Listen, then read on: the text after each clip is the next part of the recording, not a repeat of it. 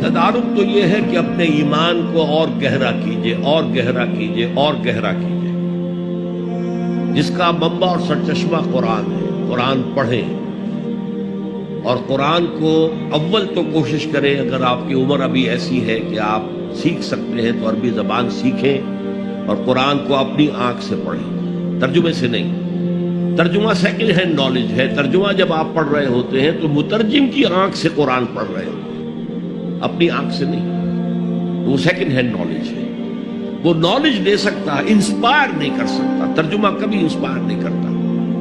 تو ایمان جو پیدا ہوتا ہے وہ قرآن کو سمجھ کر پڑھنے سے، اس ایمان کی کمزوری کی وجہ سے ایسا ہو جاتا۔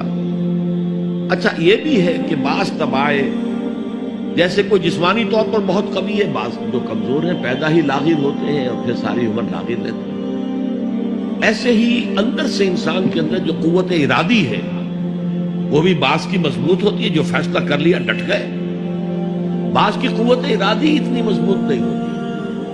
مثلا بعض لوگ سگریٹ چھوڑنا چاہتے ہیں، نہیں چھوڑ سکتے، 8 مہینے 10 مہینے، پھر اس کے بعد جو ہے وہ دوبارہ عود کر دی۔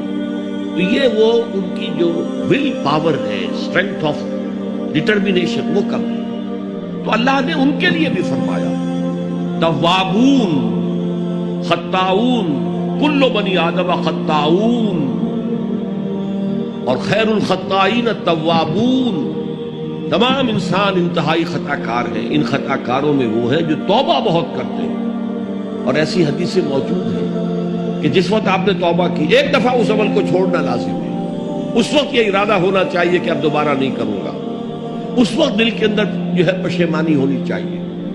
اور اگر وہ حقوق و لباد کا گناہ ہے تو یا تو جس کا پیسہ مارا ہے اس سے معافی حاصل کرے یا کمپنسیٹ کرے، اس لیے کہ حقوق و لباد کے جو معاملات ہیں وہ اللہ معاف نہیں کرے گا، اپنے حقوق کو معاف کرنے میں وہ بہت سخی ہے۔ اس کے بعد آپ کچھ عرصے کے بعد پھر گناہ ہو گئے، پھر توبہ کریں، پھر گناہ ہو جائے پھر توبہ کریں، جڑے رہیں اللہ کے ساتھ۔ میں اس کی مثال دیا کرتا ہوں، کسی بچے کو ماں مار رہی ہے، وہ بچہ ماں ہی سے لپٹ رہا ہے، اسی طریقے سے اللہ سے لپٹے رہو اور سمجھو کہ ہاں یہ مجھ سے گناہ ہو رہا ہے، پھر دوبارہ۔